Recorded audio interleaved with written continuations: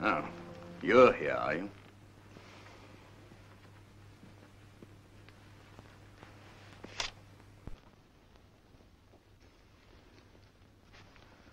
Emily, you promised... Now, clear out, will you? Don't be hard on him, Henry. You're the one who is hard on him. You treat your brother like an irresponsible half-wit, and then you're surprised that he behaves like one. Goodbye, Henry. I shan't forget what you've done for me.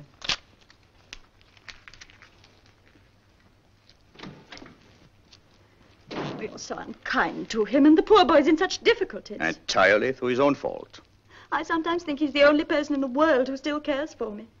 He was saying such sweet things to me before you came in. Here's the check. Henry. Oh, how can you? I'm sorry, my dear. No? Is this for the chemist? You never say anything nice to me, because you don't feel it. You hate me, really. No, Emily, please. No, don't even hate me. That'd be too much trouble.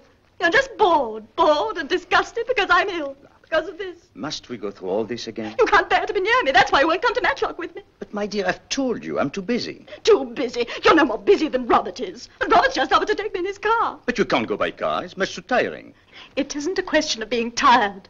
It's a question of being with someone who cares for you. You mean who cares for your money? Well, I don't care if he does. At least he doesn't wish I were dead, which is what you do. Emily, please. But it's true, you can't deny it. You do wish I were dead. Oh, I certainly shall if you go on much longer like this. Oh, I'm sorry. No, can't even listen. He's just said it in so many words. He wishes I were dead. Where are you going?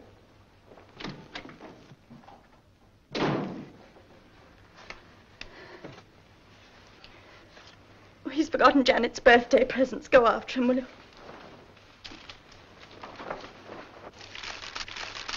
Bruce, the complete set and so beautifully bound. Hello, Gino. Look, Father. Oh, thank you, Henry. I'm so happy you like it. Oh, I can't make head or tail of it. Show me the thing Emily gave you. Isn't it lovely? They've spoiled me. I don't deserve it. You deserve everything you get. That's a fact, Maria. Spending her life looking after a wretched old crock like me. Father, please. Sacrificing herself when she ought to get married. I'm not worth it. I ought to be dead. Making everybody's life a burden. Now this girl of ours is going to leave us. Oh, don't worry about it, Father. It'll be all right. Very pretty. What news of Emily? That's what I came to talk to you about.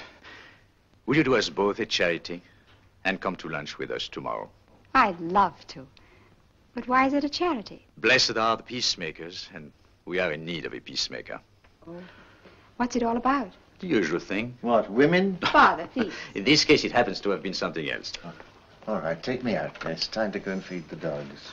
I began it, I'm afraid, by objecting to her brother. That made Emily object to me, violently. After which, we both lost our tempers. Utterly senseless, of course, but then such is life, unfortunately. It needn't be. No, I suppose not. If I were a little less impatient. And Emily could be more understanding. Then each of us would be somebody else and would live happily ever after. Meanwhile, you'd think that a woman who's been married for the best part of 20 years would come to share her husband's tastes, wouldn't you? Why, yes, of course. Well, the first time I showed Emily a modern painting, she said it made her feel sick. That was when we were engaged. Now, the last time I showed her one, which was about 3 days ago, it still made her feel sick. That's what you call intellectual companionship. Luckily, there is somebody who understands what I'm talking about. I'm thinking of the first time I saw a modern painting. When was that? When was that? Do you happen to remember a young woman who came back from India just before the war? Oh, yes. A very charming and beautiful young woman. That's neither here nor there. The point is that she was an ignorant little fool, and you were very kind to her. You opened a door, and there were all the things she'd only heard about. Painting, poetry, music. It was like a revelation, like a conversion. Dear Janet, I wish Emily could have a conversion, but I'm afraid it's not very likely. Well, I'll expect you tomorrow, then. You're not going already. Duty. Duty. Stern daughter of the voice of God. I have to drive to Windsor and get Emily's latest prescription made up. That's typical of you, Henry. You always joke about duty, but you go on doing it. Do I? Well, I must confess I hadn't noticed it. I must say goodbye. Where's your car? At the gate. I'll come with you. No. You'll do no such thing. I wouldn't dream of it. À demain. Sourire mystérieux. What's that for? For your thoughts. They're worth more than that. All right. I'll give you 6 pence when you come for lunch tomorrow. Is that a bargain? Goodbye.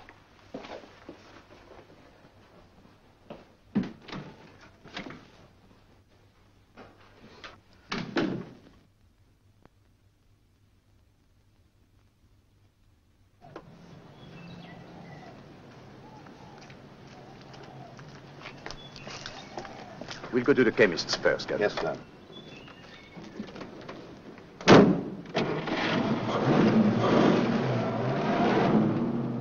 Why have you been so long? Couldn't help it, darling.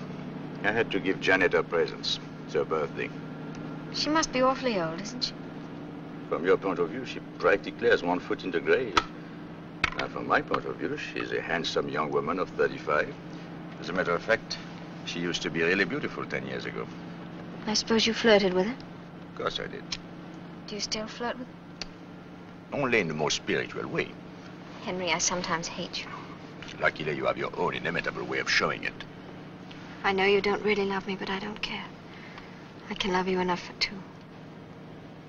If I didn't love you, I'd think you were horrible. Same to you, my sweet, and many of them. Couldn't we have dinner together?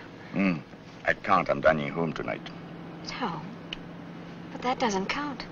Oh, I see. My wife is to be abolished, so I can take you out to dinner. Charming child. I think you're horrid. Good, then. I shan't have to ask you tomorrow night. Henry, do you mean it?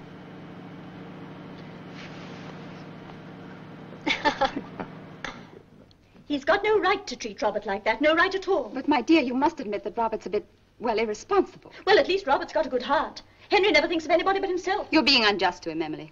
You haven't been married to him for 18 years. If that's how you feel, I'm surprised you haven't left him. And see him trotting off with another woman? No, thank you. But if it would make him happy. That's the best possible reason for not doing it. Emily, I don't know how you can be so unforgiving. Why don't you let him go? Do it for your own sake. For my sake? It isn't good for you to feel so bitter and revengeful. No wonder you're ill. Rubbish. But it's true. People die of those feelings. Or else they live on them. Shall I tell you the only reason why I'm still alive? Because Henry'd be so happy if I died. Do you really mean that, Emily? Of course I do.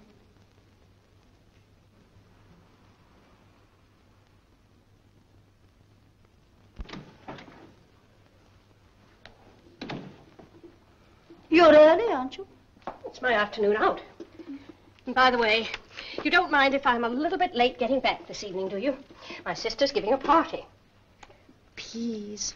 I'm so bored with peas. Oh, well, I'll see if Cook has something else instead. Wait, nurse. Emily, you're having lunch with us. No, I won't see him. Nonsense. He'll say he's sorry and you'll forgive and forget and then we'll have a nice little party to celebrate. Oh, all right. Send Maisie in to help me to dress. And I'll go and tell Henry.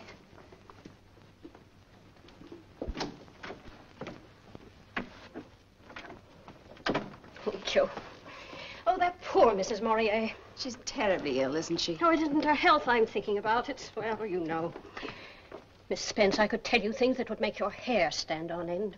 Sex. That's all they think about. Who do you mean? Men. I wouldn't trust any of them. And a Frenchman into the bargain. Does Mrs. Morier suspect? I mean, does she think there's another woman? Oh, he's clever enough to keep things dark. But I tell you, we wouldn't be surprised at anything. Mrs. Morier and you seem to have talked things over a great deal. She knows I'm a friend. Shall I tell you something, Miss Spence? You know that brooch of hers, that diamond dragonfly? Yes, I know the one you mean. She's going to leave that to me in her will. Not that I'm expecting her to die. Though, of course, it might easily happen with a heart in that condition.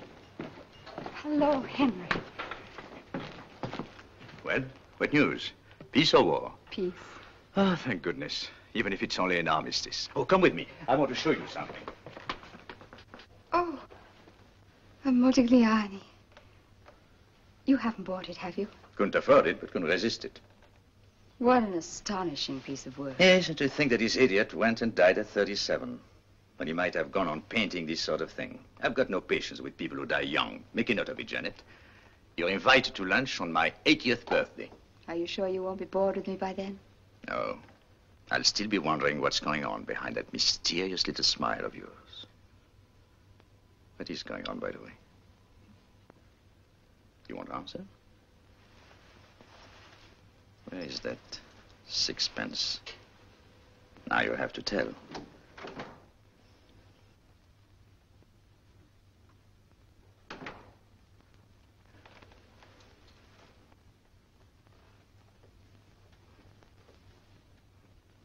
My dear, I wouldn't eat those red currants if I were you.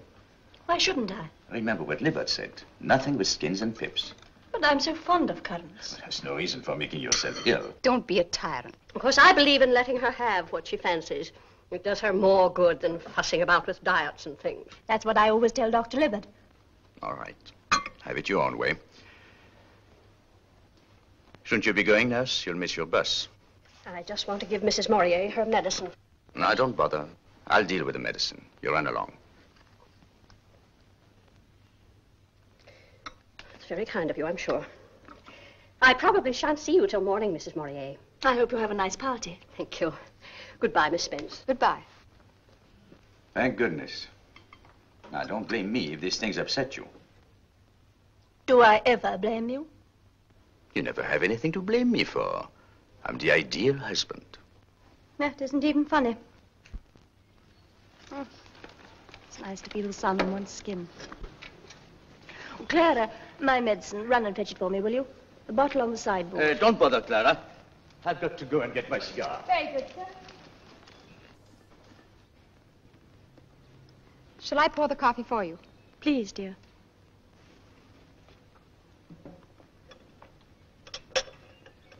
You take sugar, don't you?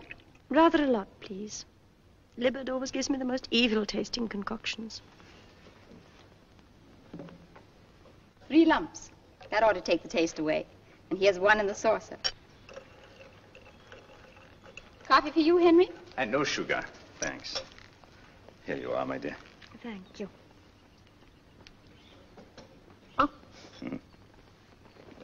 Oh, too revolting. Quick, my coffee. Thank you, Janet.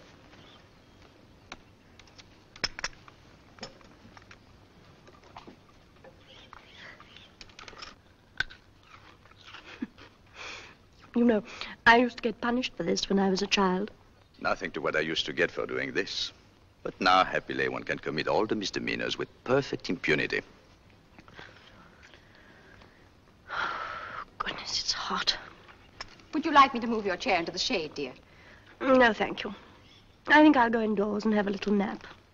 These first warm days are very trying.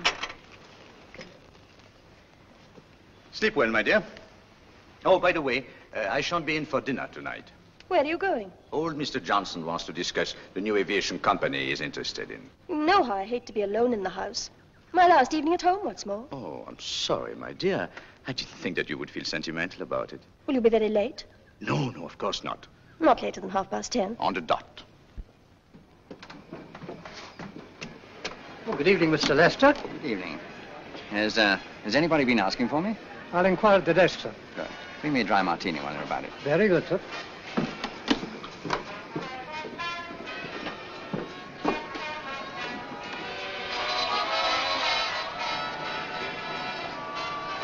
Horrible, isn't it? There ought to be a law against those things. Don't you think so? I don't know. Do you like music?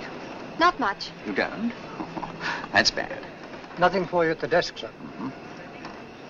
You brought only 1. You can easily fetch a second. No, thank you.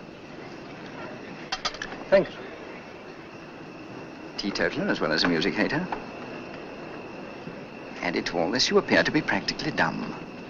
Now, there's a good deal to be said for dumb women in every sense of that ambiguous word. In the first place... Hello. Sorry I'm late. I'm so glad you've come. There's a man here who's been bothering me. What? No, Henry. Your eyes do not deceive you.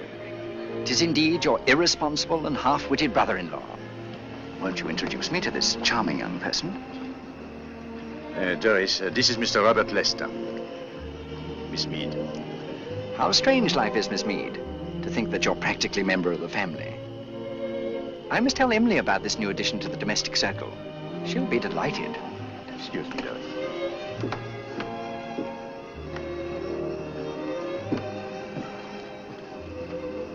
All right. How much do you want? Well, Emily was about to give me 400 when you, in your wisdom, thought fit to intervene. All right, I'll give you 400. Emily was giving. You're buying. Not a penny less than 500. Robert, you are a... Henry, you know how I hate bad language. All right. Come around tomorrow, I'll give you a check. I'll come early, before Emily gets up. Come whenever you like. You'll always be equally unwelcome. This has been a very memorable occasion, Miss Mead. I intend to celebrate our meeting with some champagne. You'd feel better if you ordered a bottle yourself, Henry. Is he really your brother-in-law, Henry? Yes, I don't want to do anything that's wrong. it will be all right. I'd rather give you up altogether, just because I love you so much. Oh, darling. Thank you, Doris. You make me feel almost ashamed. Robert was right about one thing, though. We need some champagne with our dinner. After all, who tells you the world is not coming to an end this evening? Let's assume we have only 6 hours before the last trump. 6 hours to make the best of.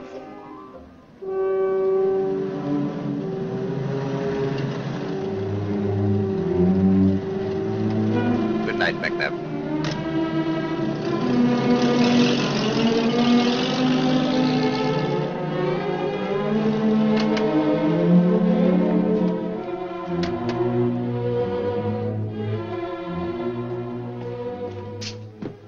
Lebert. Is my wife ill? They tried to reach you at Mr. Johnson's, but there was no news of you there. Oh, no, I was detained. I had a breakdown. Your wife kept asking for you. I'll go up to her at once. I'm afraid it's too late. Too late? Oh, yes, I suppose she's asleep. Mrs. Morier passed away about 4 hours ago. You mean she's dead? Unfortunately, I was not there when they called me. I arrived when it was all over. The only person who was with her was Janet Spence. Janet? Yes, the servant sent for her. There was a violent attack of nausea in the late afternoon, and that is what knocked out the heart. She must have eaten something that disagreed with her. At lunch? I suppose so. Oh, excuse me. I saw the lights and I wondered if there could be... Is anything wrong? Nothing, except that Mrs. Morier is dead. What do you mean? She died of heart failure while you were out. It was because you let her have those currants. Do you remember? I warned you at the time. But you wanted to have your own way, didn't you? Is this true, nurse? Oh, but she liked them so. But you know how strongly I've always insisted on a bland diet. Well, I never thought that a few currants... No, you didn't think that they would kill her, but they did. Please, Maria, this is a professional matter. We don't want any rhetoric injected into it. You better go to your room now, nurse. I'll talk to you tomorrow. And let us stick to facts, Maria. It may have been the currants or it may not. All we know is that something upset her, that she had a heart attack. Can I go up to her room? I'll wait for you here.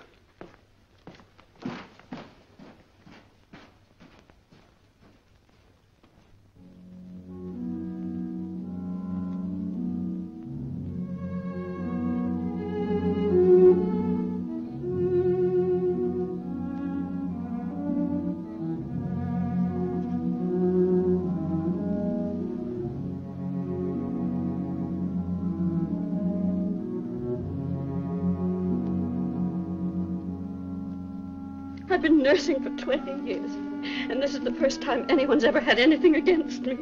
You mustn't take it so hard. Oh, he's trying to ruin me, Miss Janet. I'll never get another job. Nonsense. I couldn't wish for a better nurse for my father. That's very kind of you, Miss Spence. Did you know our nurse is leaving? Yes, I had heard.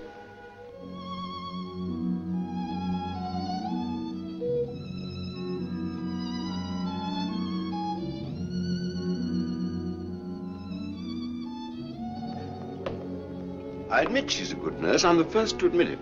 But Nurse Braddock had no business to go against my instructions. I think I can tell you the reason. She wanted to spite Henry. To spite him?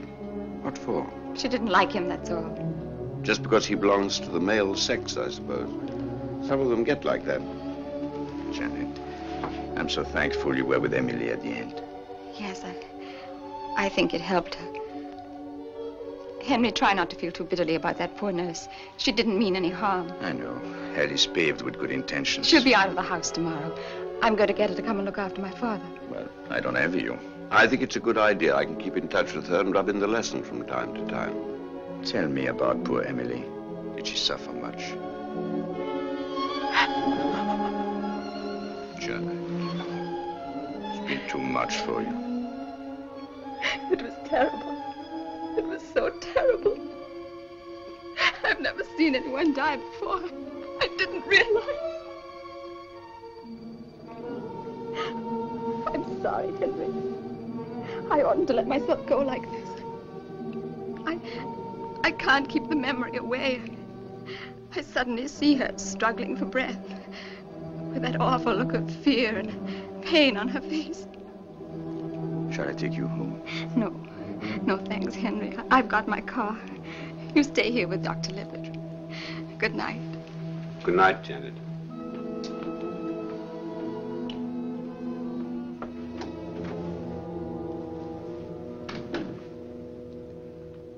There's nothing to say, of course.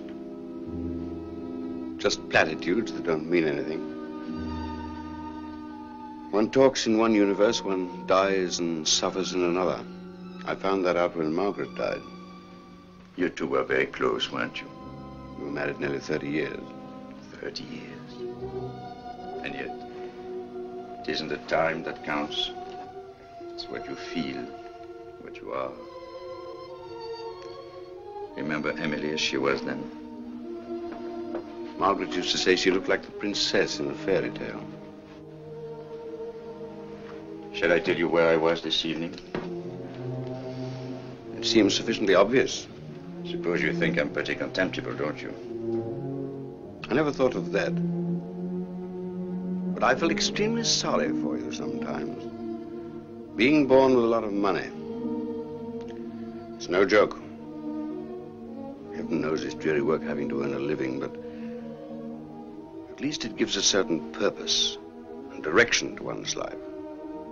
Whereas a rich man, a man without a job or a family to support, he can afford to live discontinuously, if you see what I mean. Without any purpose but his own tastes and appetites. In other words, he can afford not to be a real human being. Do you think I'm capable of changing? At this moment, yes. But it's easy to be heroic at times of crisis. What's difficult is to behave even moderately well at ordinary times. The question is, how much will you want to change a month from now? Am I as weak as all that? I simply don't know. Wouldn't surprise me if you were. Wouldn't surprise me if you weren't. At 56, I've stopped being surprised at anything. Well, I must go to bed. I've got a heavy day tomorrow.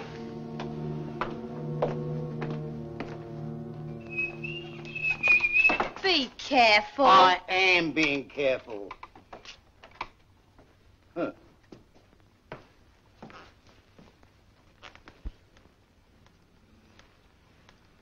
It's a speaking likeness. I'd recognize it a mile off. Oh, I'll give you such a smack in the face for that. Good afternoon, miss. What is going on? Where's Mr. Murray? Didn't you know, miss? He's gone. He's gone to Cornwall. Oh, very odd. He didn't say anything to me about it. He only made up his mind yesterday. All of a sudden. Clara, he says to me, I need a change. So I says to him... Did he say would he be back? No, but we're having the whole house repainted. You know how long that takes. And anyhow, Cook and Maisie and me have got 3 weeks off from tomorrow. Lucky beggars. Wish I could have 3 weeks off. Come on, Jenny. What a sky. Isn't it wonderful? But you're not looking at it. No, I'm not. Volupté, fantôme élastique. Oh, stop it. I hate it when you talk French. I'm afraid you'll have to learn to put up with it. For better, for worse, in English and in French. Till death do us part. Darling, how much do you love me? How much? Let's see. I would say about 17 times as much as I love English cooking. No, this isn't a joke. You're perfectly right. English cooking is a tragedy. That's why we're starting for Paris tomorrow. Paris? Do you mean it? Unfortunately, I've got to pick up some papers on the way up to London. You mean at your house? Good. Then I'll have a chance of seeing what it looks like. No, you won't. You're going to wait for me at your Aunt Nellie's. But, darling... I don't want anybody I know to see us together. Not until we're back from abroad. You know as well as I do how they talk. But the servants are away. You told me so yourself. I know, but the house is full of painters. Not on a Saturday afternoon. And tomorrow is Saturday. Please let me come and have a peep at it. Please. All right. Thank you, darling. Don't thank me. Thank yourself.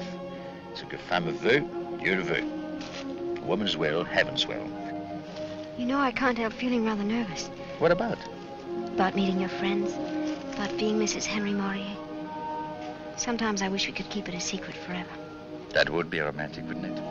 You see, I left school when I was 16, so I don't really know anything. And look at the sort of people you go out to dinner with. Judges and admirals, authors. And then me in the middle of them. What do you expect me to do? Don't do anything. Just be. That's good enough. But after all, I'll have to say something. What on earth shall I say? Well, ask them what they think about the Einstein theory. Henry, you're a beast. You might at least pretend to talk to me seriously. After all, you talk seriously to other women. Which other women? Miss Spence, for example. You're serious with her, aren't you? Oh, am I not? That's precisely why I married you, not her. Which shows that there is something more in marriage than an ability to make polite conversation.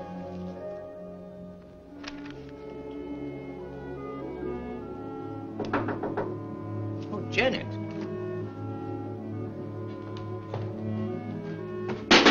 Ask these painters. Well, what a pleasant surprise. I thought you were in Cornwall. I had to go to town unexpectedly. So I took the opportunity to do a little burglary on the way. Without letting us know you'd be here. I'm just driving through. How did you know I was here? I saw the light. Oh, and here you are. Well, I'm delighted. Now, let's see. This seems to be comparatively free of paint. Sit down, won't you? May I? I won't stay long. Well, I'm glad you came, Janet. As a matter of fact, it will save me writing a letter. What's this? Open it and see. But Henry, it's Emily's bracelet. And Emily would want you to wear it. Me? I don't know anyone who has as much right to it as you do. Oh, no, Henry, I don't deserve it.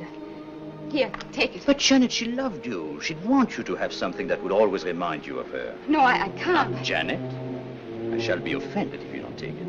Offended? Do you want me to have it? Of course I want you to have it. I just felt it was too much. It's not nearly enough. It's really very beautiful. Do you mind if I finish off this little job while we talk? Of course not. How did you like Cornwall? Oh, beautiful.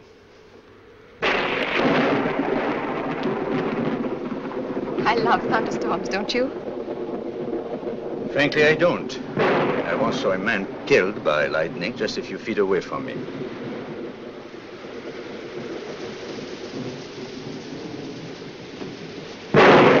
Goodness, this is like the overture from William Tell.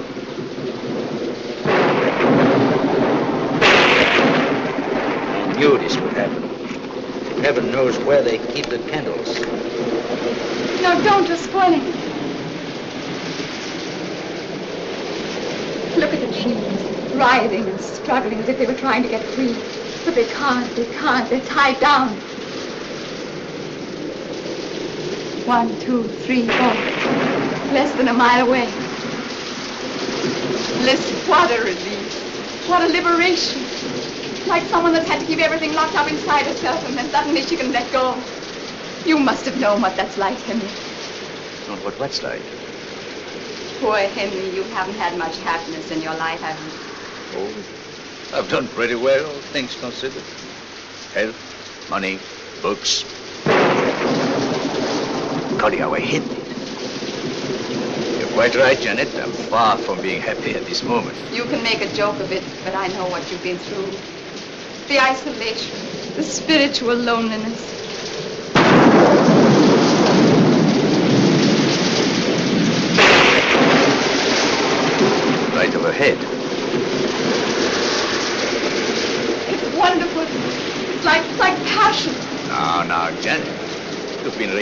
novels. Passion, passion. You know what I mean. Loving so much or hating so much that at last it breaks out in spite of yourself. Like lightning, like a thunderbolt, like the wind and the rain. And woe to the man who comes out without his umbrella. You know, that always makes me think of Benjamin Franklin, sending his ridiculous little kite into the middle of an electrical convulsion. Heaven knows why he wasn't killed. He certainly asked for it. Henry, we're free now. We needn't pretend any longer. I don't quite understand. I tried to hide it. But you must always have known, just as I've always known about you. About me? Of course. I knew what you felt. And I knew you'd never admit it out of a sense of honor and duty. I respected you for that, even though I suffered from it. We don't have to think of anyone but ourselves now. Janet, really, you don't understand. We can't. We mustn't. Forgive me, Henry. Please forgive me. My dear, don't let us say anything more about it. Your nerves are on edge. It's the thunder. I ought to have known how you feel about it. It's still too recent, too painful. Poor Emily. Emily? That face. I thought I'd put it out of my mind. So frightened. So horribly frightened. And I talked about us. No wonder it upset you. Can you forgive me?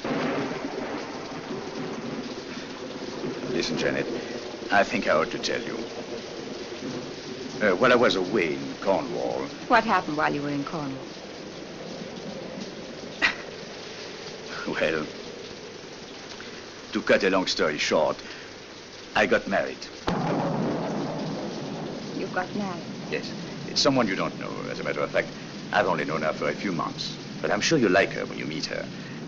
Of course, she is rather young. Only about 18, as a matter of fact. Quite a baby. 18? Yes. It's absurd. So, you see, she has plenty of time to learn. What are you laughing at? Oh, nothing in particular. Janet, we're still friends, aren't we? Of course we are. Better than ever. Nothing like a good joke to bring people together. A joke? You didn't think I was serious, did you? No. Oh, of course not. Well, I must be getting home. I'll take you in the car.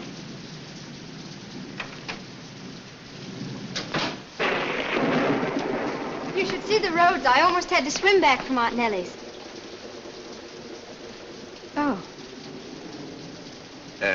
Doris, this is Miss Spence. You've often heard me talk about her. How do you do? How do you do, Mrs. Maurier? You know, it sounds too ridiculous for an old woman like me to be calling you that. Do you mind if I call you Doris? I'd love it. And you must call me Janet. Yes, Miss Spence. I mean Janet. Isn't she adorable? Well, I'll get my coat.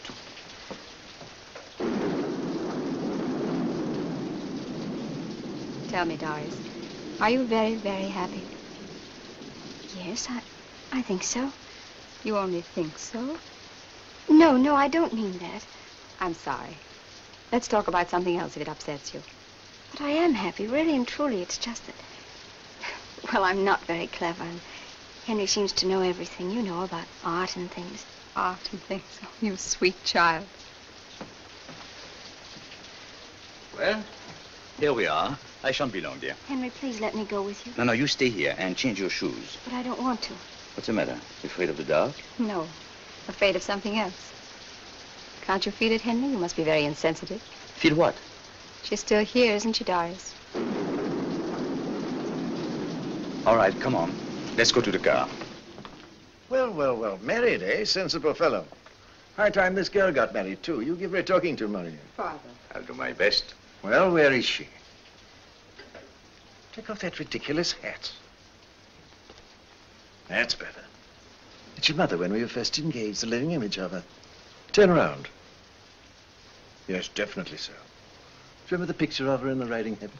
That's the thing she was wearing when I saw her first. Don't you ever ride anything but a habit, my dear. Women aren't the right shape for breeches. Whereas in a riding habit, well, a man could still have illusions. What's life without illusions? Nasty, solitary, brutish, and short. Women's legs are shorter even than life. Let's see you without that hideous Macintosh.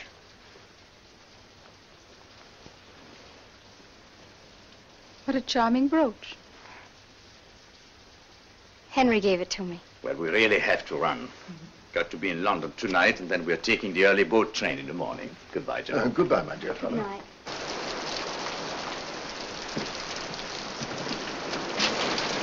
Good night, Henry. Good night. Good night. Good night.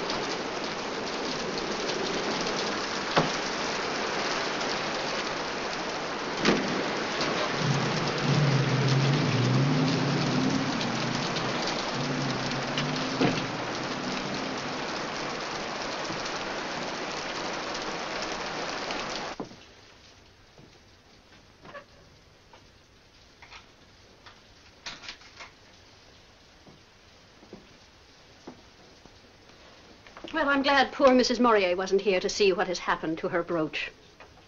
Your brooch, really. I was a fool to think I'd ever get it. You don't get diamonds for friendship. He told me he'd known the girl for several months. That means that even while poor Emily was alive. Pigs, that's what they are, every one of them. I tell you, they've got no shame, no decent feelings. And now, when she's scarcely cold in her grave... Must have been a great relief to him. You mean when she died? Seeing that he wanted to marry the girl. Who tells you he didn't have to marry her? I'd be ready to bet on it. And it was lucky for him when poor Emily died when she did. Just at the right time. Just at the right time. Miss Spence, you don't suppose... Suppose what? Why wouldn't he let me give her her medicine? Well, you're not suggesting... But that's ridiculous. Stuff he brought back from the chemist's. What stuff? Stuff for killing weeds. I happened to look at the label. I know what was in it. So that's why he made all that fuss about those red currants, just to give himself an alibi. You're not serious, are you? I certainly am. You're mad. It's unthinkable. After all, I've known him for years. You've known Mr. Morier, the one who talks so nicely about pictures and all that sort of thing. But you've never known the one who can't keep his hands off girls. He'd do anything, I tell you, anything. Listen, why did it happen on the day I was out? What difference did that make? What difference? I've seen these cases. I'd have recognized the symptoms immediately. So what does he do? Chooses a day when he knows I won't be back until late. Till it's all over, in fact. And then he goes out himself, on the tiles most likely, with that girl of his. No, he wouldn't do that. Oh, yes, he would. And when he comes home, he turns on me and says I killed her with those red currants. Currants, indeed. After all, Dr. Liver thought it might have been the currants. Yes, and why? Because the other one keeps harping on it. And so I have to take the blame. I'm the scapegoat. I'm the one to be crucified. Well, I tell you, I'm not going to put up with it any longer. And I'm not thinking only of myself. It's a matter of principle. I want to see justice done. I want the whole world to know the truth. You talk as though you knew it yourself. I do. I'm as certain of it now as I shall be after they've had the post-mortem. The post-mortem? Yes, you know what that is, don't you? Do you mean to speak to Dr. Livett about it? Dr. Livett? No, of course not. He wouldn't want to admit he'd made a mistake. No. I know who to go to. I know what I have to do.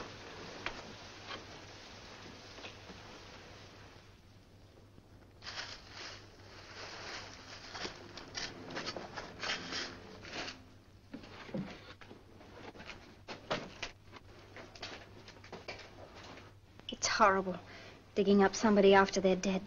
Just because there's some spiteful gossip. That beastly nurse of yours, I can't understand why you keep her. Now, dear, don't be unreasonable. You know quite well I wanted to send her away, but Henry wouldn't hear of it. Nor would Dr. Libbard. Sending her away would have meant we took her seriously, and that's the last impression we want to give. We were having such a wonderful time in Paris. Then to be called back for this nonsense. And the painter still in the house. The horrible smell everywhere. Darling, how dreadfully unkind of me. I quite forgot to ask you how you've been. Is everything going as it should? Well, I still feel sick in the morning, if that's what you mean. And Libbard is pleased with you, is he? He seems to be. It must be a strange, wonderful feeling. You mean to be going to have a baby? If you ask my opinion, I think it's awful. It'll be all right when the baby's actually there, but right now, I tell you, I'd rather have the measles again. At least it doesn't last so long. Will you nurse the baby yourself? I don't know. I hadn't thought about it. I would if I had one. I wouldn't feel it were really mine if I didn't. When do you expect Henry? He ought to be back pretty soon. How was he when he went off this morning? Rather worried, I suppose. No, he was too angry to be worried. Makes him furious the way they're treating him. Then you do not agree with Dr. Libbard's diagnosis as to the cause of death? Yes and no. I am of the opinion that Dr. Libbard was perfectly correct in stating that death was due to heart failure. Where I differ from him is in regard to the cause. And what was the cause, in your opinion, Dr. Dawson? Arsenic, sir. But that's impossible. No interruptions, please. You'll be given an opportunity of speaking later on, Mr. Murrier. Please go on, Dr. Dawson. The organs were removed and examined. Both Ranch's and Marsh's tests were used. And the presence of poison in considerable quantities was clearly established. Were the quantities sufficient to constitute a fatal dose? Unquestionably. Do you know Mr. Morier by sight? Yes, sir. Do you think you could give him this note? It's rather important. All right, sir. I'll manage somehow. Thank you. Oh, much obliged, sir. It was one of your duties, was it not, to bring Mrs. Murrier's medicine to her after meals? It was? Did you bring it to her after lunch on the day that she died? No, I did not. I'll wait till she's finished, sir. Then when the next one's called, I'll slip in and give it to him. Take the testament in your right hand. Will you repeat the oath? I swear by Almighty God that the evidence I shall give the court shall be the truth, the whole truth, and nothing but the truth. So help me God. So I took the coffee things out into the garden and put them down on the table. And what then? Mrs. Morier says to me, "My medicine, Clara, run in and fetch it." And did you go? No, sir. Why not? Because Mr. Morier says, "Don't bother, Clara. I've got to go in and get a cigar anyway." Thank you. You may step down. Adjourn until 2:30. The court will adjourn until 2:30 tomorrow afternoon.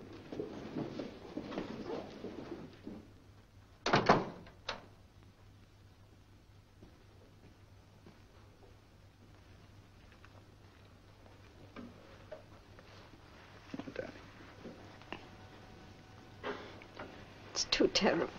Yes, it's terrible because it's impossible. And yet it's happened. It's all my fault. I oughtn't to have let you love me. I knew we shouldn't have done it. But I cared for you so much. Darling, if they do anything to you, I shall kill myself. Don't talk nonsense.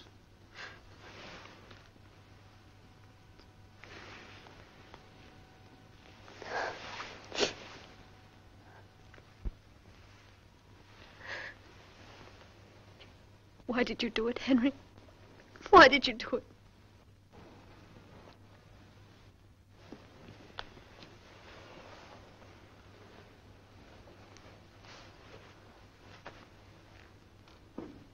You all seem to take it for granted that I murdered my wife. Do I look like the sort of man who goes about slaughtering people? Wring her neck and the devil take her? I suppose you imagine I was so insanely in love with you that I would do anything. Anything! When will you women understand that all one asks for is a little amusement and a quiet life? Instead of which, well, I don't know why the devil I ever married you. Why did any man in his right mind ever marry any woman, for that matter? Henry!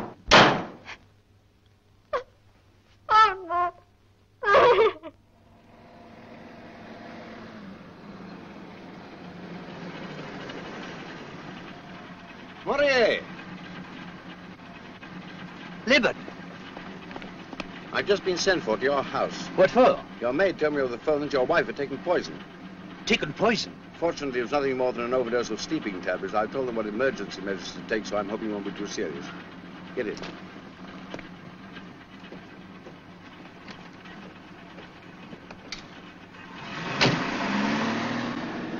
Is it the result of what happened at the inquest? Yes. Yes, that and other things. I got angry because she took it for granted that that I was responsible for what happened to Emily. I said a lot of things I shouldn't have said. I see. Libbard, do you think I did it? No, I don't. Then how did it happen? One of them tries to kill herself. Perhaps the other succeeded. But why? Why? Ask yourself, Morier.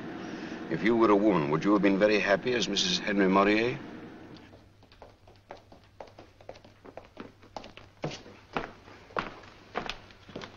I'd rather you didn't come up. Very well.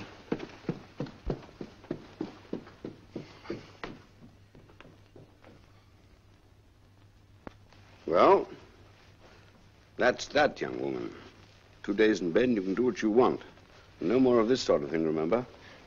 What's to prevent me? Nothing except your own common sense and common decency. He doesn't love me. I don't want to go on living. Well, who cares what you want? Who's interested in your beastly little emotions? Why not think of somebody else for a change?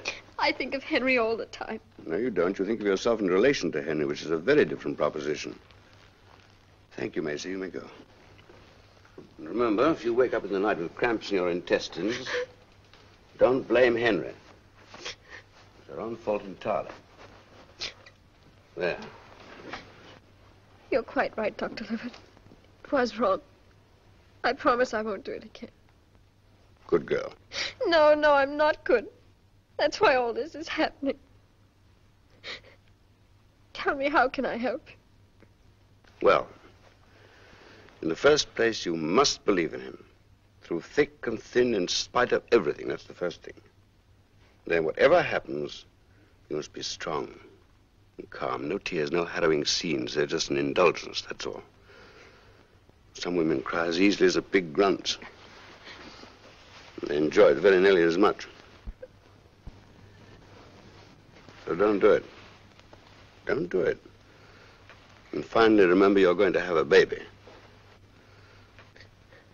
That's probably the best thing that ever happened to Henry. So for goodness sake, don't let's make a mess of it. See who's here?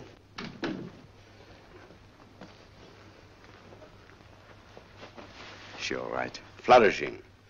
And there isn't going to be any more of this sort of nonsense, is there, Doris? I'm so thankful you got here in time. Yes, but it would have been better if there hadn't been any need for me to come. Bye, Doris. Bye, Henry. Doctor. Thank you.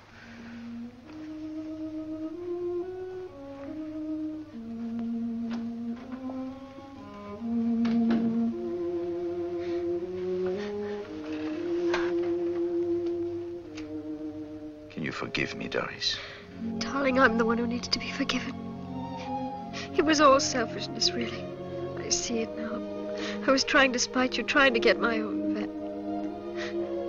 I began it, I'm afraid. I ought to have known better. At 18? To think I tried to kill myself. And everything so beautiful, so mysterious. Even that fly on the ceiling. Even that silly old doll you tore to bits. And this. How wonderful it is simply being able to move from one place to another. It's empty here. It's empty there. Just think if there were no emptiness. If everything was so jam full that you couldn't move, like in a coffin. That's death. That's hell. Oh, darling, I was forgetting. Before you came back, I rang up the Imperial Airways. There's a plane leaving Croydon in the morning. This is Friday. There's the whole weekend in front of us. We could be in Africa before they found out, or in Turkey, or... Henry. You still believe I did it? But I don't. Then why did you suggest I should run away? Oh, I've been a fool again. I made you angry. It's only because I love you so much. Because I was so terribly anxious in case you couldn't make them understand. Shall I tell you something? I said a very stupid thing this afternoon. I said I didn't know why I ever married you. Well, perhaps I didn't know it then. Now I do know. I know very well. Why? Because I love you. Oh, darling.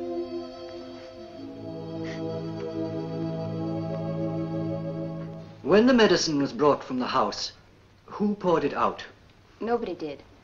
It was brought out in a wine glass. In a what? In a wine glass. Oh, I see. Mr. Murrier poured it out in the house. Yes. Could you see him pour it out? Not from where I was sitting.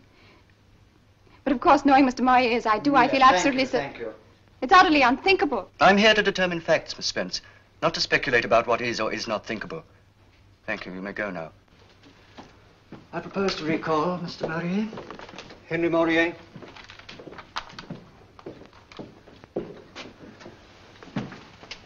And we now come to a rather painful subject. Tell me, were you acquainted with the present Mrs. Morier before the death of your first wife? With all respect, sir, I fail to see what bearing this question can have upon the present inquiry. You will please allow me to conduct the proceedings in my court in my own way. Will you please answer the question, Mr. Morier? I had been acquainted with her for about 4 months, I think. Mrs. Murray's maid has testified that after lunch you offered to go and fetch your wife's medicine. Is that the case? Yes. Did you bring it back, the medicine, in the bottle? No, I poured out 2 tablespoonfuls into a wine glass. And I swear to God I added nothing. Please, please. I'm sorry, but I must protest. You will kindly confine yourself to answering my questions, Mr. Murray. Was anyone with you in the room when you poured out the medicine? No. Clerk, you have the ledger there. Will you please show it to this witness? On the 4th line from the top, do you recognize your signature? I do. Messrs. Fillmore's records show that on the day before Mrs. Murray died, you purchased a tin of weed killer. Is that the case? Yes. Are you aware that the weed killer in question is a powerful poison? Yes. Shortly before purchasing the weed killer, did you have a quarrel with the late Mrs. Murray? Yes, I suppose you could call it that. Thank you, that's all.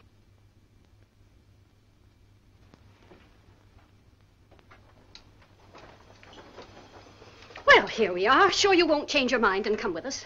No. And to start by feeding the dogs. Does you good to be with dogs for a change. Takes your mind off your troubles. Wouldn't mind being a dog myself. Comfortable kennel, free meals, unlimited access to the females of the species, and when you're old, they shoot you. No wheelchairs, no torture, no blasted nurses. One bang and it's over. Put on your things and come with us. Do. No, Father, I'd rather not. It would help you to sleep if you took some exercise. Please. A good brisk walk, that's what you need, dear. And then 5 minutes of deep breathing. I'm a great believer in deep breathing. That and abdominal massage. Up the ascending colon across and then down, up across and then down 40 or 50 times. I used to do it for poor Mrs. Morier every single day. Poor thing, poor thing. Well, she'll sleep easier in her grave after this.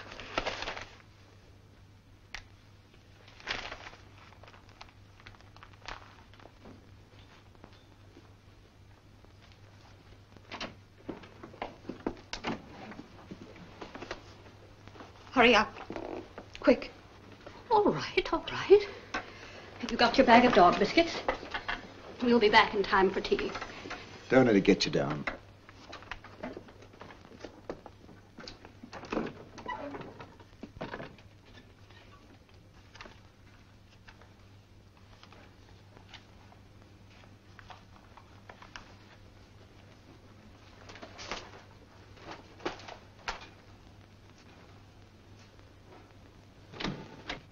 Dr. Libbard, miss.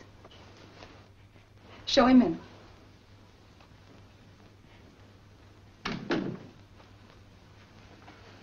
I just dropped in to see how things were going along. Father seems very well. He's just gone out for his walk. And you? Not much of a credit to your physician, I'm afraid. If I don't sleep tonight, I shall go mad. You've still got some of that stuff I gave you, haven't you? It doesn't seem to work anymore. Dr. Libbard, you don't know what it's like. Night after night. I can't stand it any longer. This wretched business with poor Morier. Mustn't let it prey on your mind too much, you know. No, naturally, but... Well, I mean, one can't help feeling dreadfully sorry for him. Sorry if the light bothers you. Hold still just one moment.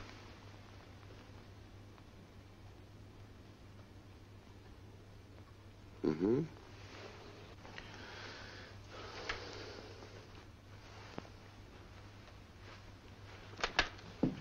You wear these things all the time now? I find the light very trying. It's been like that ever since I started sleeping badly. And then, of course, poor Emily. You were very fond of her, weren't you? Oh, yes. Yes, I loved her. Well, wouldn't that account for all your trouble? Grieving over the death of a friend. And what a death. What a death. Suicide at the best, murder at the worst. And remember, Macbeth hath murdered sleep. Murdered it for a lot of other people as well as himself. Look what I found in the garden this morning. Give that here. Can't I give it to him? It's just a 4-leaf clover, that's all. Well, it's against the regulations. But I don't see any harm in it.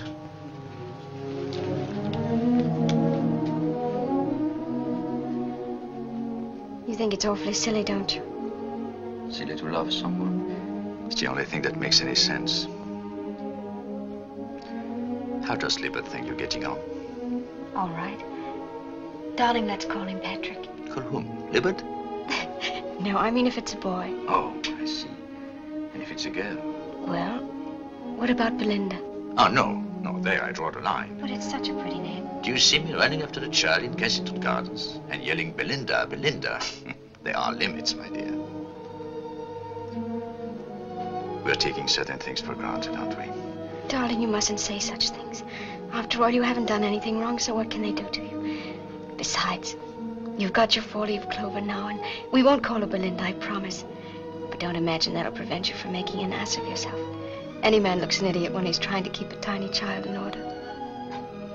I shall roar with laughter and you'll be furious. But then a moment later, you'll be laughing too. It'll be so wonderful, Henry. Will it? Of course it will. Sorry, ma'am, time's up.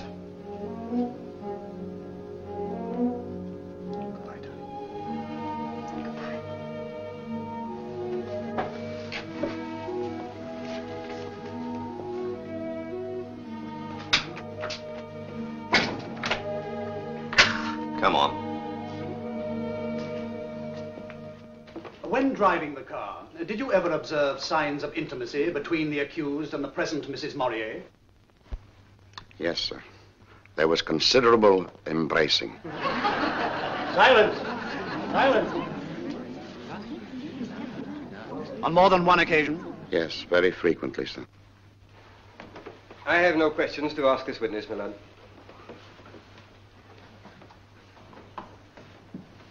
Caroline Braddock. Caroline Braddock.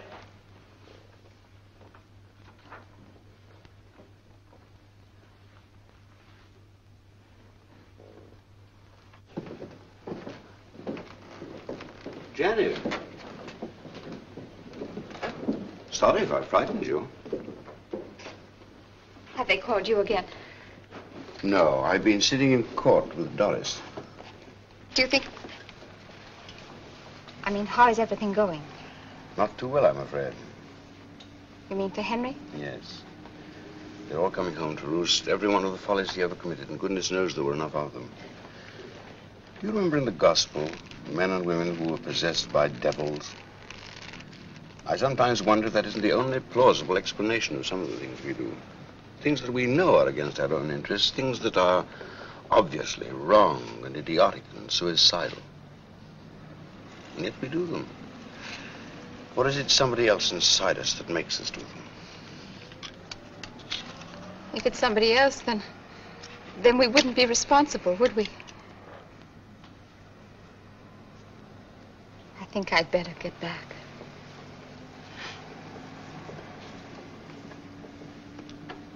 Did the accused and the late Mrs. Morier ever quarrel? All the time. When did they have their last quarrel? On the day before Mrs. Morier's death. Was it violent? To judge from what I heard of it, it must have been. What did you hear? I heard Mr. Morier say he wished she was dead.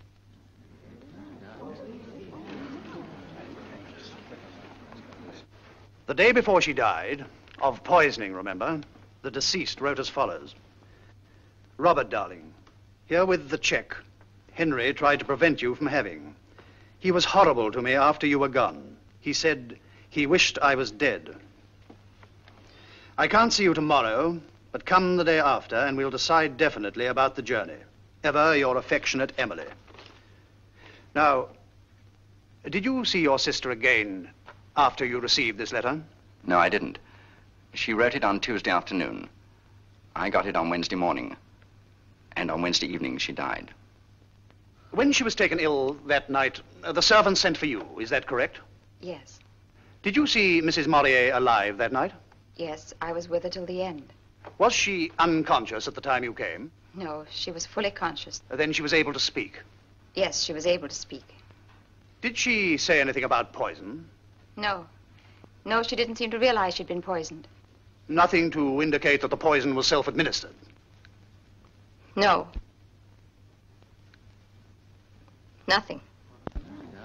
Now, what are the motives for the crime? There were two of them. Among the lowest and most contemptible of all human passions. Lust and avarice. His wife is rich. She has made a will in his favor. Her life is heavily insured. And now to the lure of money is added the compulsion of another, even stronger passion. When his wife falls sick, what does this man do? Does he sit beside her bed to comfort her? Does he devote himself to alleviating her sufferings? No. He wanders abroad in search of low and criminal distractions. He finds a young and innocent girl. He flatters and cajoles her. He dazzles her with the display of his wealth and fascinates her by his knowledge of the world. True, he denies the fact of his adultery, but nevertheless, he cannot deny the fact of his infatuation. The unhappy invalid at home is unaware of what has happened, and yet how terrible for her are the consequences of that infatuation. Her presence becomes increasingly irksome to him. Her very existence is a threat to his pleasures. More and more, he wishes her out of the way, and at last that wish is translated into action. The poison is bought.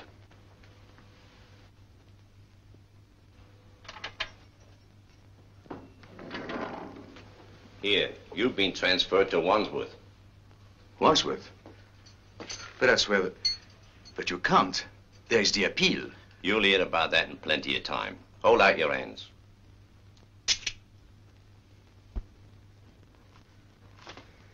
Poor devil. Vengeance is mine, saith the Lord.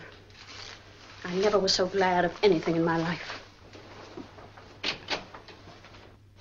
But I have some wonderful news for you, Miss Janet.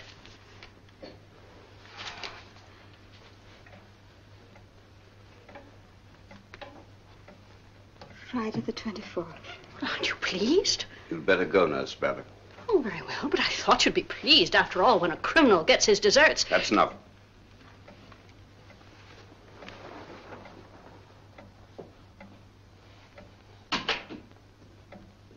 When a criminal gets his deserts. But is he a criminal? I still don't believe it. I didn't believe it either, but now, after everything they brought out at the trial, one must believe it. Must one? I've just been reading a very interesting book. It's an analysis of well-known cases of people who were condemned for crimes they never committed. But they proved it. They proved it in these other cases, too. Sometimes it was a matter of deliberate false witness. Sometimes it was nothing more than circumstantial evidence. It piled up. It all pointed in one direction. The conclusion was obvious and inevitable. And yet that conclusion was wrong. After all, the case is closed now. It can never be reopened, never. So what's the good of talking about it? It's just silly. I don't want to discuss it anymore. They proved it at the trial, and that's that. Not to my satisfaction. I just can't believe that Morier was responsible. Then who was? What about Emily herself? Suicide? No, Emily would never have committed suicide. Yet she often complained that she was tired of life. I never heard her say that, never. Neither did Nurse Braddock, if I remember correctly. I must say I was very surprised when she said that at the trial. I don't know what she said, and I don't care. Morier cared, carried a great deal of weight with the jury. Somebody who had been with Emily day and night for the best part of 2 years, and she never heard a whisper of suicide. Yet suicide was the main line of defense. I'm not interested in lines of defense. I'm interested in the truth. I'm interested in justice. And if you're trying to insinuate things, if you're accusing me of telling lies just because... Why'd you let me go on? Why don't you stop me? People don't like being stopped as a rule. You were very fond of poor old Henry, weren't you? Yes, I liked him. I liked him very much. Emily used to say that if she died, you and Henry ought to get married. Married? Him and me? That's monstrous. How dare you? I'm only repeating what Emily said. Talking about me as if I were one of those women of his. One of those... It's disgusting and it's contemptible. I'm sorry, Dr. Libbard. Don't apologize to me. I'm not the one who's got insomnia. What do you mean? We're getting all worked up about Henry's taste in women. It doesn't help you to sleep, you know. You don't imagine I spend my time thinking about that, do you? Well, you were thinking about it just now, quite loudly. Do you ever think about poor Emily? Of course I do. After all, she was my best friend. And when you do sleep, do you ever dream about her? Those are the dreams that make me wake up. I suppose you dream of her as she was when she was dying. Yes. And sometimes I see her sitting out there in the garden, just as she was drinking that coffee.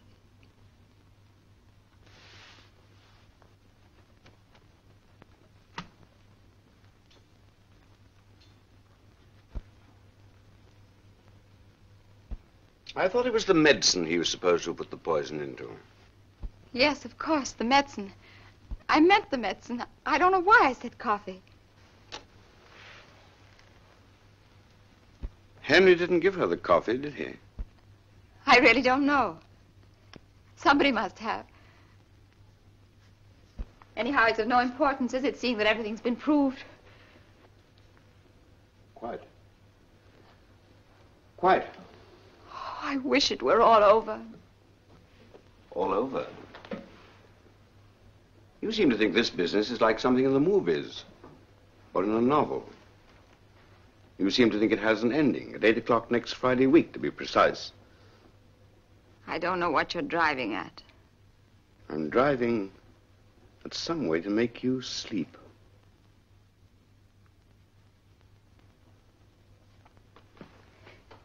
Well, this has been a very interesting talk, Dr. Libbard.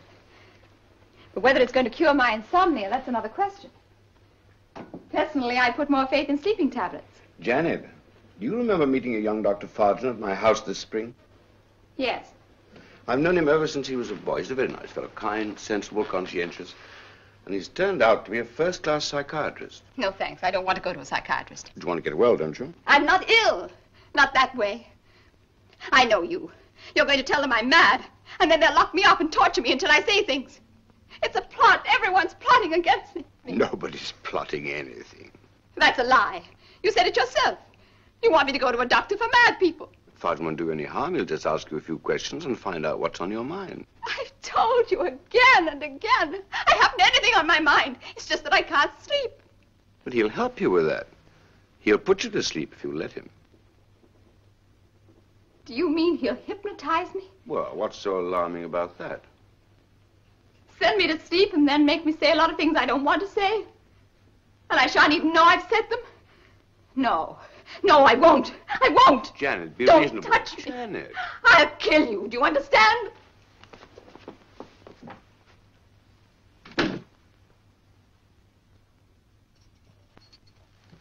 Miss Spence to see you, Maurier.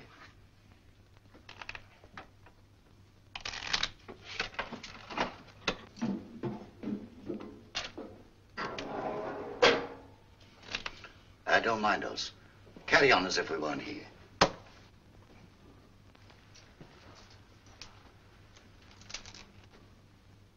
It's difficult to believe that you are quite real. Nothing is quite real anymore. That clock.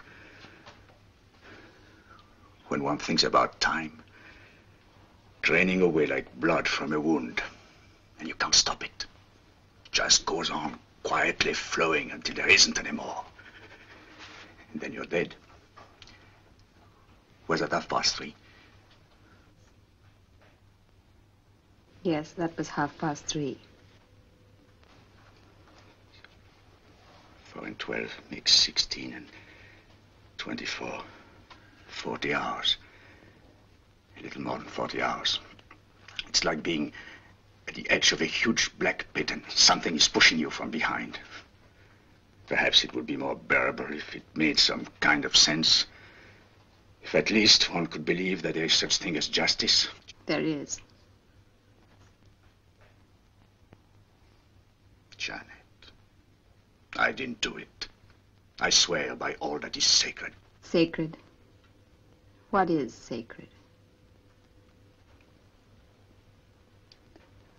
Do you remember that night? That night when there was a thunderstorm.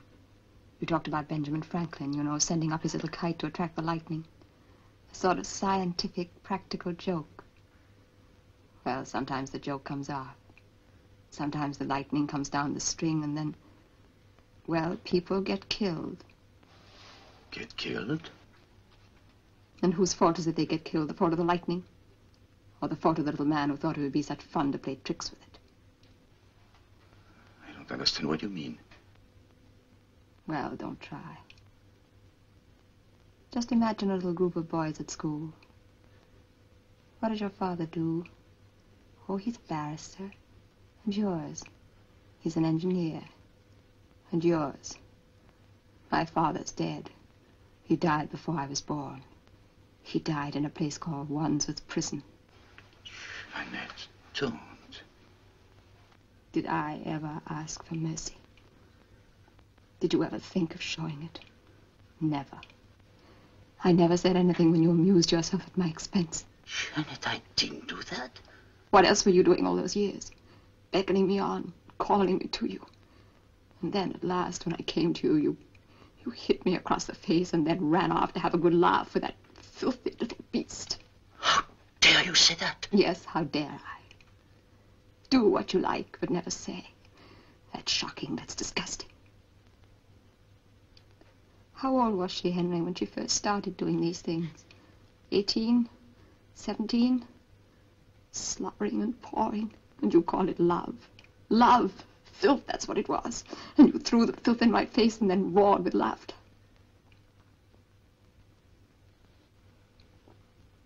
Why don't you go on laughing, Henry? Laugh. Laugh. This is all part of the same joke. Don't you understand? Janet, you don't mean... 40 hours more. That's all. And you asked me to lunch on your 80th birthday. Why don't you laugh? Goodbye, Henry. Janet! Janet! Janet! Janet! Janet! She's the murderer. She confessed. But it's true, I tell you. She told me she just told me. Why don't you listen to me? She was the one. She did it. Keep quiet. But she told me. She confessed. Janet! Janet! Janet! Don't be a fool. But she's the murderer. She told me. But it's true. I swear it is. Let me go. There, that's better now. Sit down. Tell her to come back. Make her say it again in front of witnesses. Keep quiet. Let me go. Let me go. Sit down. Let me...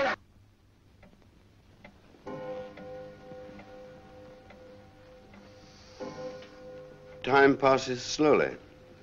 Not for him. 8 o'clock at Wandsworth. There, but for the grace of God, goes James Libbard. And there, but for the grace of God, goes Janet Spence. Happily, there was the grace of God. It's still possible to do it, To do what? to have the execution postponed. Why should it be postponed? If some entirely new fact were to turn up, They proved it. the jury thought they proved it. But do you?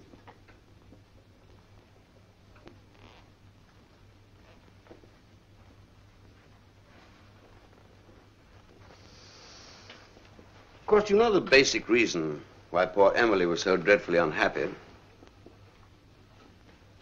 What was that? Because she wouldn't accept the facts as she found them. She was an invalid. She'd lost her looks. She wanted to be treated as though she were young and pretty. What has that got to do with me? That is for you to answer. I'm only pointing out that it's possible to come to terms even with the most terrible facts. Old age, sickness, death. Yes, even with one's own wickedness and folly. Those are just words, that's all. Just words. But they can always be translated into actions. Listen, Janet. I can quite understand you're not wanting to go to sleep until you feel that you're safe. But did you ever stop to analyze the word? Safe from what? Safe in which respect? One can shut the door against one danger and be wide open to another. Look at yourself. You want to be safe from death. But at what price? At the price of feeling guilty. At the price of being driven mad by the sense of guilt. And what then? In your madness, won't you try to do away with yourself? But then again, that's death. You run away from death. And what do you run into? Death. Madness and death. But if you don't run away, if you face the facts, if you accept your destiny, there's something like a certainty that you will escape madness. A very good chance of escaping death. Well, I'll think about it. I'm terribly thirsty. Would you like a drink? Yes, that's a good idea. I'll get one for you.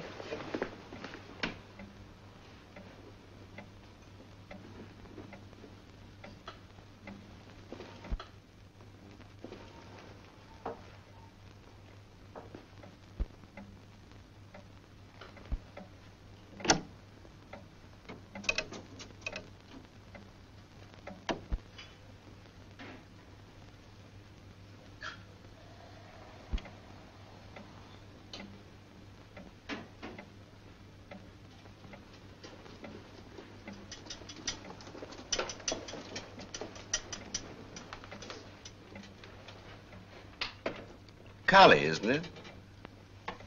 The great mother. And precisely because she's a mother, she's also the goddess of destruction. If you give life, you also give death. Inevitably. I must say they had a pretty realistic view of the world, these old Hindus. Oh, I beg your pardon. I'm really most awfully sorry. I don't think it'll harm the carpet, do you? Just a little fizzy water and a spot of alcohol. Do I get another? Let me do it for you. No, let me.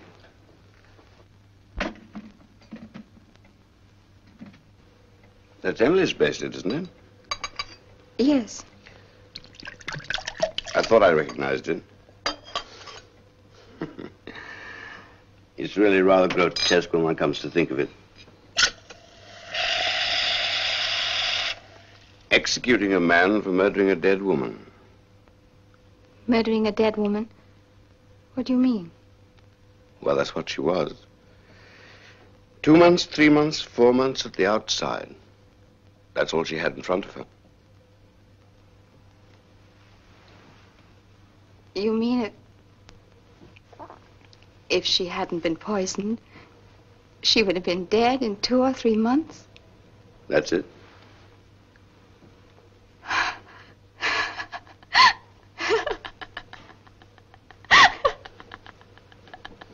What are you laughing at? I don't know. Nothing.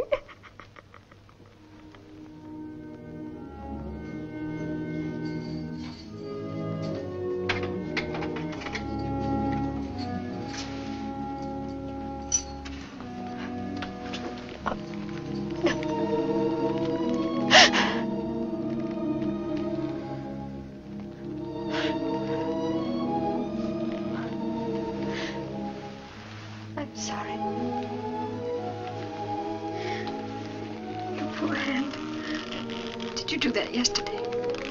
Yes, I did it yesterday. Darling, I want to tell you something. It happened to me last night, quite suddenly, in the middle of a paroxysm of rage and despair. It was like actually hearing a voice, only there weren't any words. There was just a kind of absolute certainty. A certainty? I knew that everything was finally all right. I knew it. It's true. Of course, one's got to face things as they really are.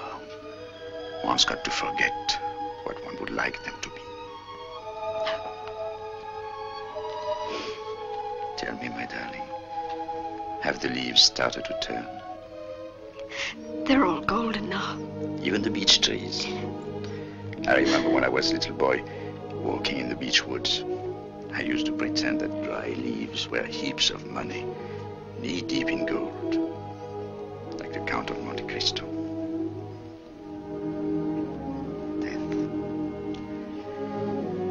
Death. You know, if you accept it, it's all right. But if you refuse to accept it, then you go mad.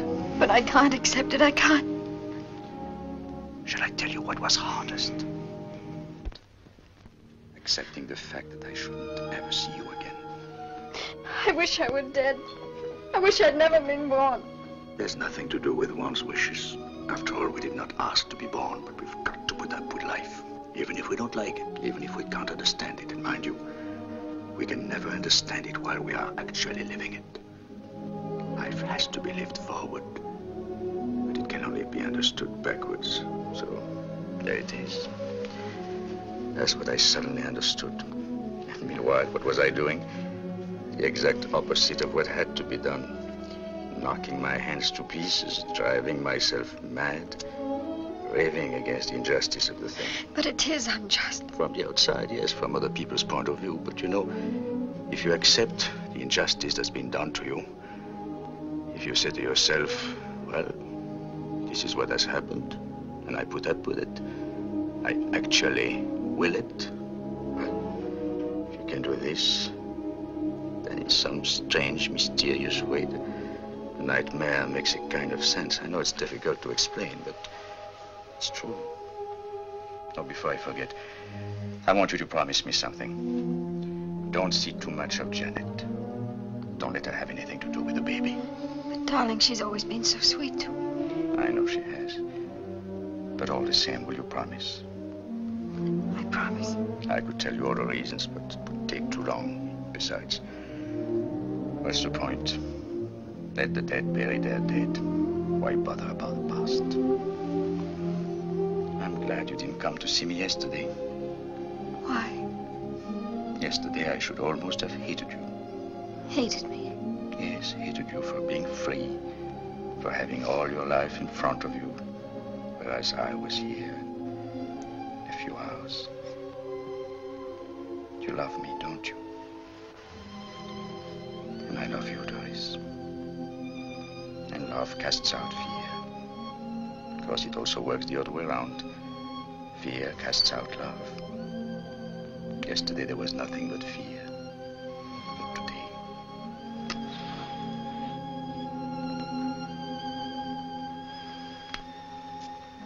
Today it's different. 2, 3, identical to 4. Another queen. Let's see what I can do. Jack of clubs. Oh, my goodness. Well, here goes. Mine, all mine. You're no good at all. Well, I'm not clever enough. This is a game that requires intellect. Are you ready? Mm-hmm. At last, a king. 1, 2. I'm finished. I'm done for. I owe you £10 million. 11 million. 11, is it? Oh, well. Well, anyway, here's sixpence on account. I'll pay off the rest by installments, twopence a week until the last judgment. Agreeable? It's raining. I like rain.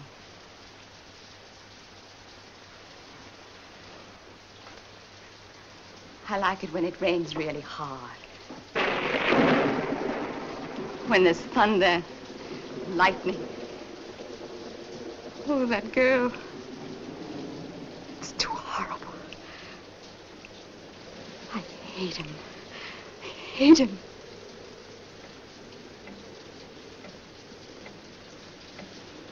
Do you know what the time is? Only 2 minutes. 2 minutes. That's all. Then he will be safe. Safe. I'll be safe. They must have got everything ready on the scaffold. A rope, straps. And now they're going down the stairs. There's the governor of the prison, the chaplain. They're walking along the corridor. It isn't far, just a few steps. They're at the door. Someone puts a key in the lock and turns it. The door opens and there he is. There he is. Just because she was 18. Because of her mouth, because of her skin. Oh, God, God, God, God!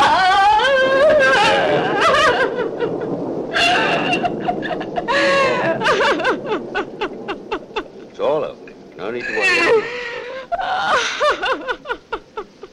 We're asleep now. Hold still. This won't hurt. Quite still.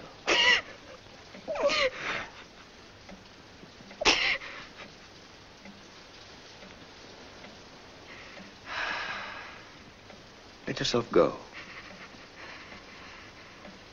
Feeling comfortable?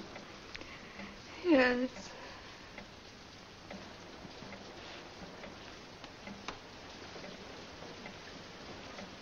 Feel quite safe now, don't you? Safe. Yes, absolutely safe. Tell me, Janet, how did you get her to take the poison? I put it in the coffee. You thought he would ask you to marry him, No, I don't want to talk about it. It's true, isn't it? I can't tell you. You thought that he loved you as much as you loved him. It's too awful, too humiliating. All right. I won't torment you anymore. You can sleep now. Deep sleep.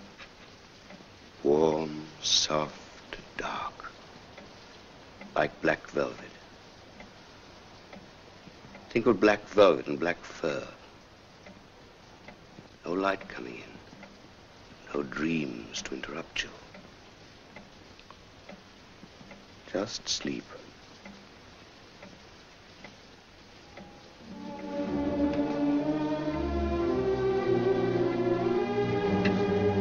Hello. Give me a toll, please. Battersea 6160.